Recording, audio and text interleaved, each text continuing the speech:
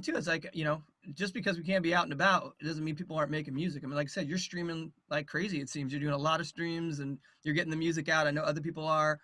You've been recording music too. John was mentioning you have a few new songs that I don't know if you're Yeah, planning to we release. just, I mean, 3 weeks ago now, 2 weeks now, we finished recording a full length Running Partners record. Wow. It's going to be, I think it's going to be 12 songs. Um, we're going to release one of the songs, the title song from the album, "Crying for Hope." Okay. Yeah, On he actually mentioned that name. That's great.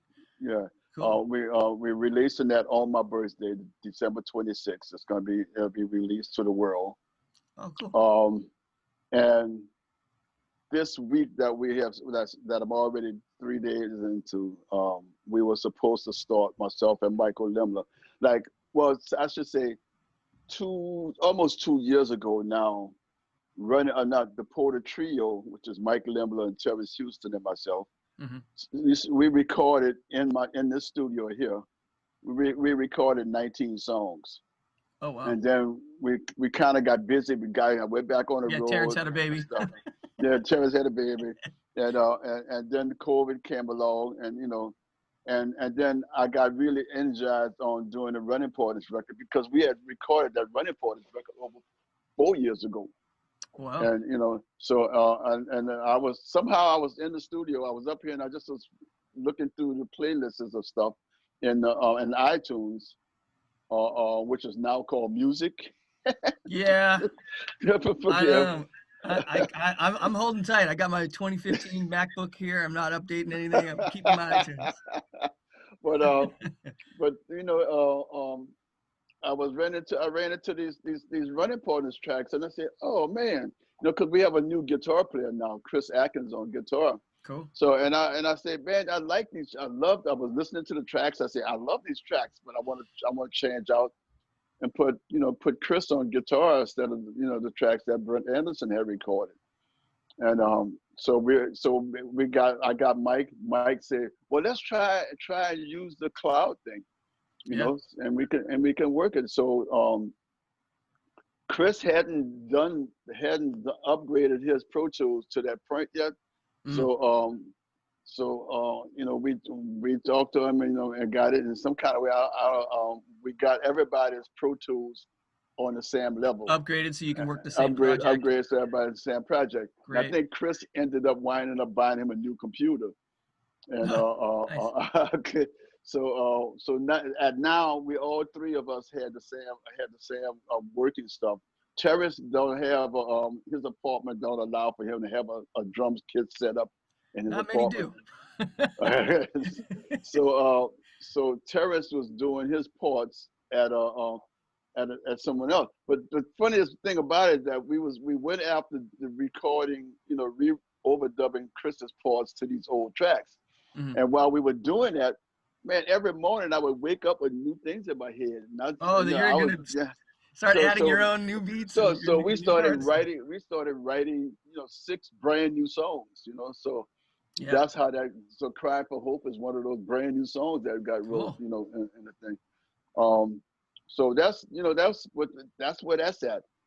That's This great. week, like I said, we were going to start on the Porter Trio stuff, but it just kind of got tangled up, both Michael's and myself. Mhm. Michael Lemon is the keyboard player. I call him my band leader. I think he's the absolute most patient person that I've ever known. Sounds like a good trait for a band leader. Oh, and he